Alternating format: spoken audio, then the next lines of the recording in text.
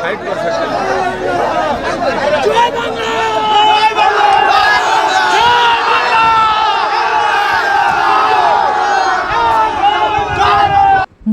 মহকুমা আদালতে পেশ করা হলো সন্দেশখালী কাণ্ডে গ্রেপ্তার হওয়া শেখ শাহজাহান, শেখ আলমগীর, দিদার বক্স মোল্লা সহ বেশ কয়েকজনকে 14 দিনের জেলে হেফাজতে থাকার পর আজ বসিরহাট মহকুমা আদালতে তোলা হয়। পুলিশ গাড়িতে শেখ শাহজাহানকে দেখে জয় বাংলা স্লোগান দিতে থাকে তার অনুগামীরা। শেখ শাহজাহান বলেন, আমি বলেছিলাম তৃণমূল জিতবে।